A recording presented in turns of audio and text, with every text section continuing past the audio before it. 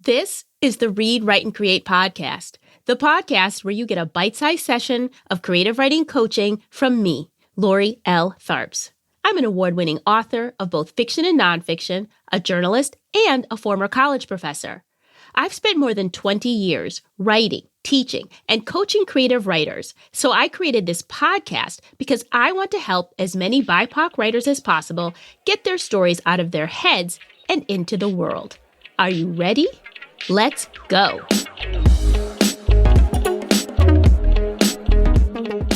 On today's episode of the podcast, which is our last episode of the season, I want to leave you with a pep talk that will leave you truly lit.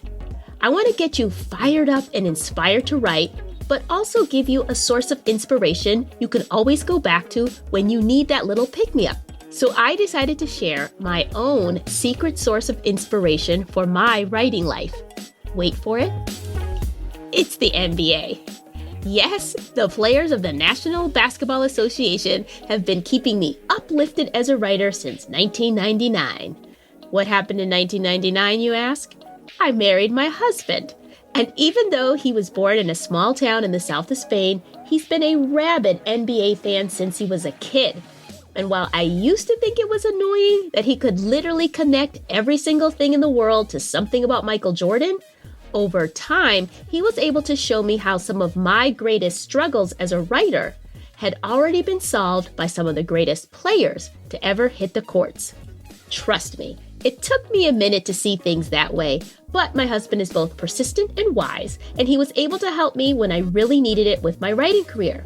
So, I decided to give you guys a pep talk where I explain 3 key concepts every writer can learn from NBA legends Kobe Bryant, Michael Jordan, and LeBron James.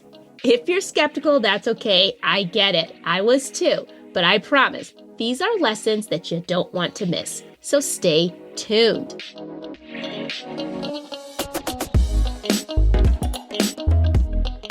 Hello, all of my writers and wordsmiths. I am so happy that you're here for this last episode of the Read, Write, and Create podcast. Now, I originally thought that my husband was going to join me on the show, but he is like, you're the podcaster, not me. So you know all the stories, you can tell them. So it's a solo episode, but again, let's just say the spirit of my husband is hanging over us as he really did help me figure out what were the best lessons to take from the NBA to share with a writing audience. So I'm going to basically share 3 scenarios, like real life scenarios from my own writing life that I took to my husband. And per usual, he was able to help me solve these problems, if you will, by connecting them to a NBA player and his quote unquote struggles or the way he solved a similar problem. So like I said, it took me a moment to believe that there was really something I could learn from NBA players. But the way my husband explained it was this. He said, as he watched me try to build my career as a writer, it made him harken back to the things that he saw these NBA players do to build their careers. And he told me he saw a parallel between the passion and dedication that I was putting into developing my craft as a writer to the passion and dedication that these players were putting towards building their career as basketball players. And because of the passion that my husband has for basketball, he sees that game as an art, as a craft, no less intricate and beautiful than I look at writing. Now, I don't share that same view of basketball, but that doesn't mean that it's not there. So whenever my husband would explain these things to me, I started out with that skepticism, but then I realized that there really was something to the advice. So going to share these 3 different scenarios that I think every writer will recognize. And if they haven't experienced it yet, you'll definitely experience it at some time, maybe more than one time in the course of your writing career. And let me just apologize really quickly before we get started. I am dealing with a horrible allergy situation, so I apologize for my overly nasal voice right now. Hopefully it will get better, but I just want you to know you're not crazy. I do sound a little bit different today, and it's because of the allergies. So anyway, situation 1, mind your body. So the scenario that I am talking about happened in 2019. I was hired as a ghostwriter for a book, and I had a crazy, ridiculous deadline. So I was spending hours hunched over my desk trying to, make sure that I could bang out an entire book in something like 3 months' time. So I'm hunched over my desk in my basement office, and I started to experience a lot of pain in my arms and my wrists. And, I was walking around the house wiggling my wrists and rubbing my arms, constantly complaining about this pain. It wasn't enough pain that I couldn't work, but it was obviously quite worrisome. My husband noticed my discomfort and he suggested I get a massage. I quickly poo-pooed the idea. My first thought was, I don't need a massage. A massage is a luxury item. I'll take some Advil and keep it moving. And that's when my husband gave me one of his NBA pep talks. So the story he told me was about LeBron James. LeBron James spends something like $1 million a year on the upkeep of his body. Between trainers, dietitians, a personal chef, he spends $1 million a year on the upkeep of his body. And my husband said to me that because he needs his body to perform at peak condition, he's willing to invest in it. He cannot do his job unless his body is in good shape. Moreover, LeBron James is 38 years old and is still performing at peak levels that players half his age are not able to perform at. And so my husband turned to me and said, your body is also required to be in peak condition in order for you to write. If your arms and your wrists or your back or your shoulders are not functioning properly, you can't do your job. You literally can't write. And so investing in your body by getting a massage and anything else you need to do to have optimal health and strength in your body means that you are not taking your craft, not taking your job very seriously. And so when he said that, it was actually a revelation for me because I always think of me being a writer that the only thing I need is my brain, my ideas, that that's where it all comes from.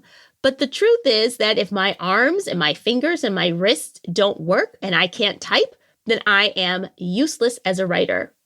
So just having that idea that investing in taking care of my body is a necessity as a writer because my body parts are necessary to write made me rethink my attitude about spending money on things like a massage. After that conversation and a couple more, didn't sink in all at once in one quick pep talk. But by the time we moved to Spain in 2021, I made a commitment to have regular massages. I also bought an ergonomic keyboard. I bought a kickstand for my computer so that I was not hunched over my desk anymore. And I also have started a regular yoga practice. So all of these things cost money, but I didn't think of them as expenditures. I thought of them as investments. LeBron James is playing basketball at 38, which is considered like unheard of in terms of age for a basketball player at his level.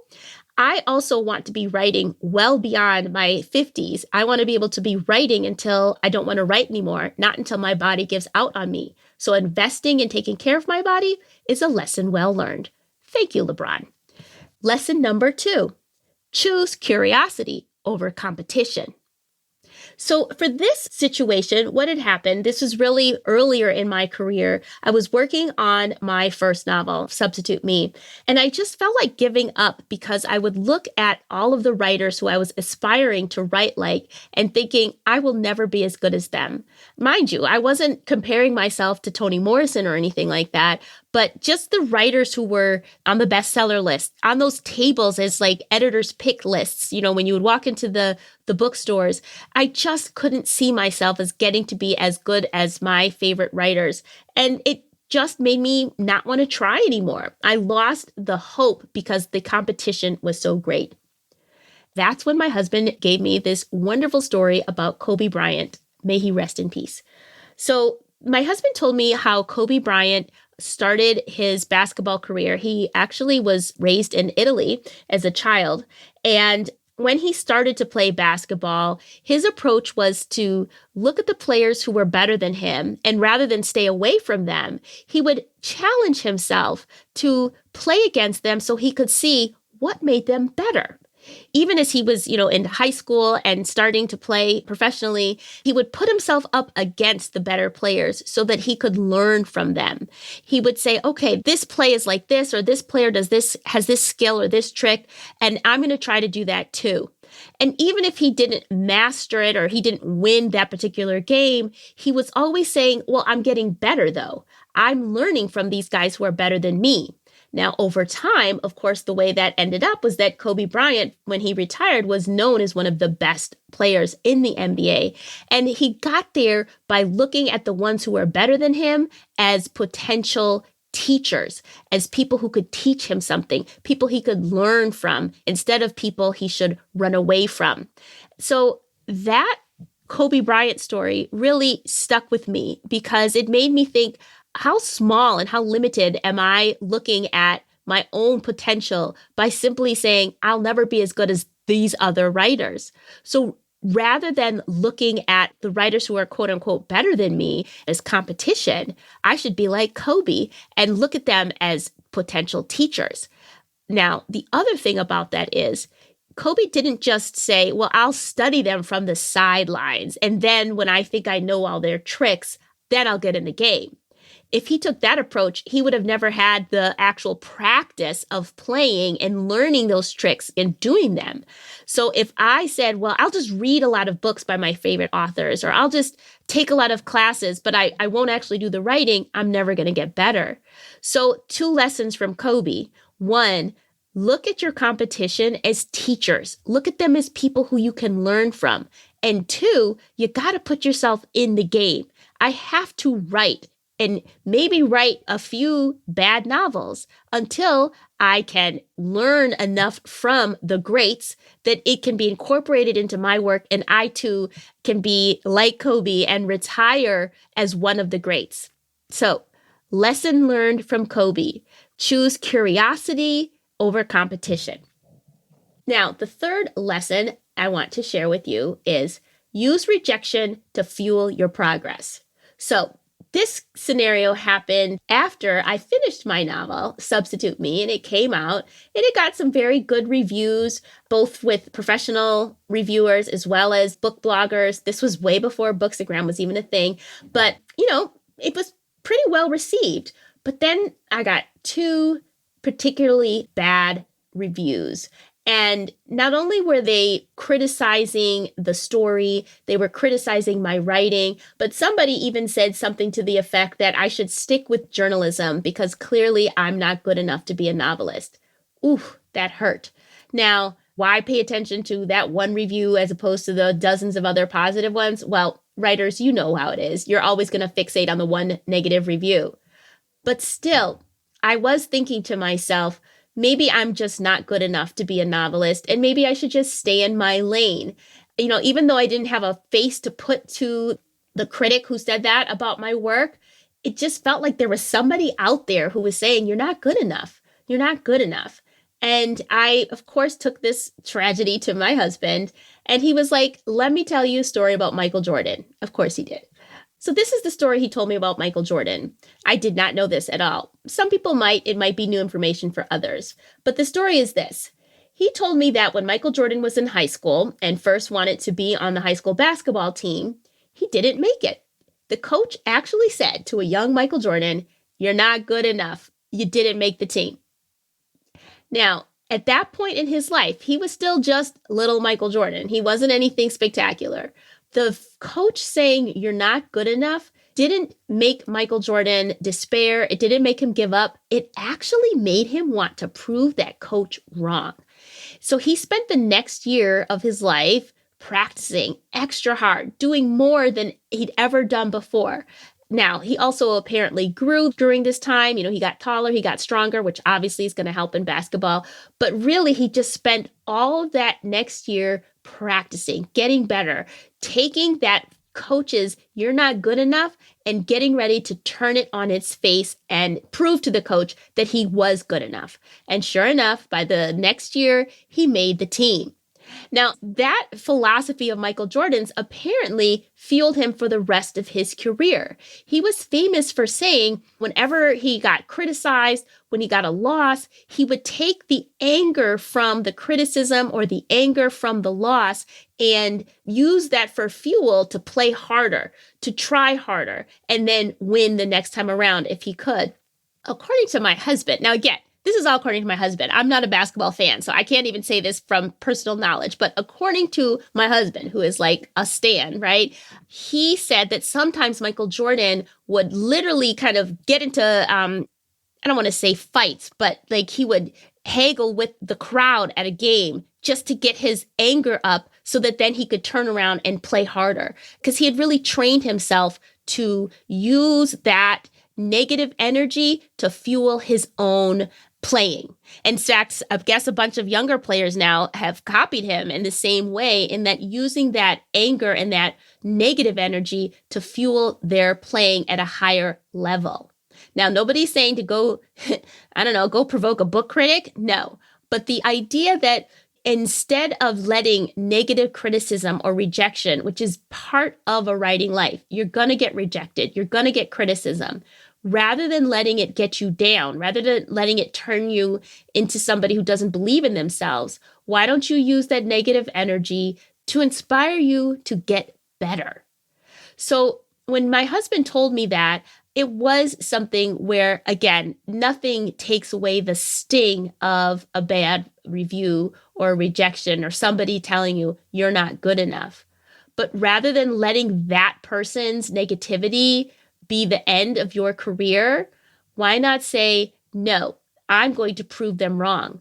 There's nothing better than being able to turn around and show your critics a bestseller or just a good review and be like, yo, in your face. Michael Jordan was famous for sticking his tongue out when he, made a dunk. And so I just see myself in the same way. I'm going to get to that place where I have that fiction bestseller and I will hunt down that one critic and be like, in your face, look at this. Maybe it'll take me 2 or 3 more tries, but that's the way to use negativity so that it doesn't put you in a downward spiral. Instead, it motivates you to just do better. All right. Those are the lessons that I think every writer can use and learn from the NBA. And I asked my husband for like a final thought, if he had a wrap up. And what he said was that NBA players, the ones that rise to the top, they all have something that is not talent. I mean, yes, they have talent. But what he says, what they really have that sets them apart is that they have a passion for the game. Michael Jordan actually had a quote that said, give me 4 players with heart and we will beat any team that has way more talent, because it's heart that makes the difference. So it's passion, perseverance, and always playing your best. Those are the things that the basketball players that rise to the top have. They're always practicing. They're always looking for ways to make themselves better, and they're always in the game. So I look at that the same way for writers. If you are passionate about your craft, you don't have to be the best, most talented writer, but you're passionate and you are willing to persevere and be in the game, keep writing and put your writing out into the world, then there's nothing that you can't accomplish. You can be like Kobe, may he rest in peace. You can be like Michael Jordan. You can be like LeBron James, because that's what they do. They always are in the game. They're always striving to do better, and they're willing to invest in their craft, invest in themselves. All right, that's it. That's the pep talk.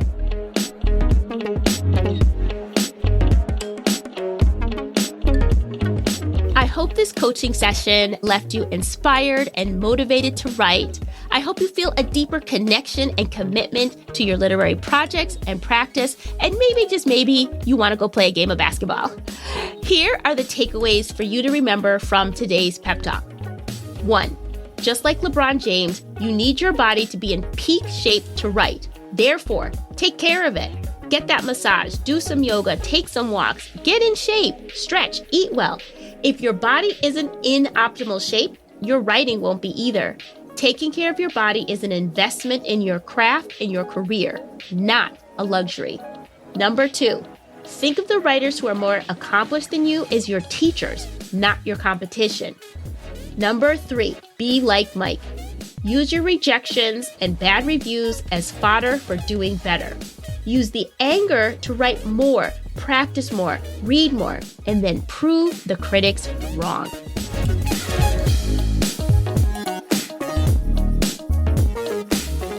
All right, that's it.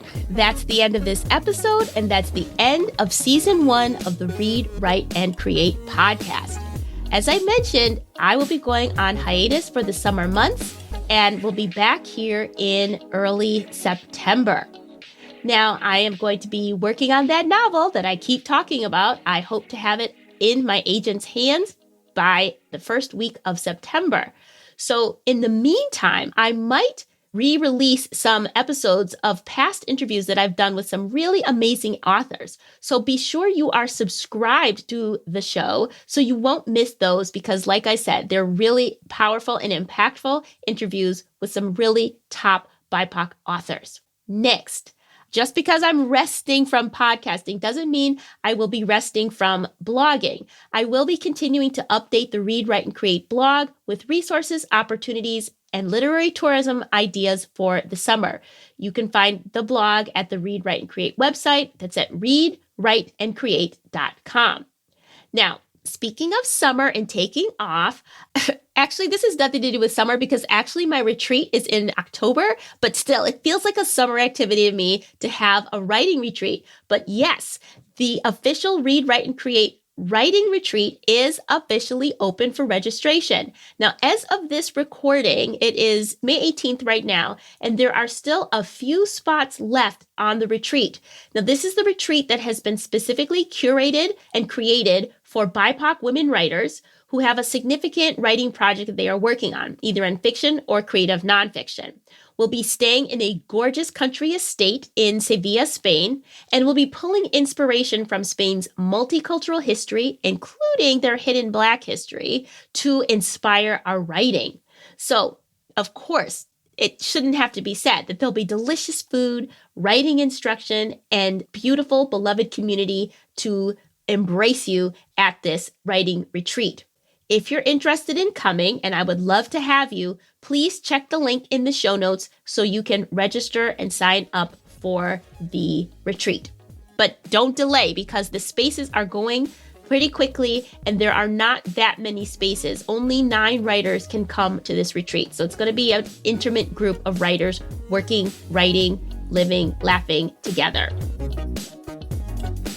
All right, I think that's all I wanted to update you with as far as when I'll be back and what I'll be doing this summer.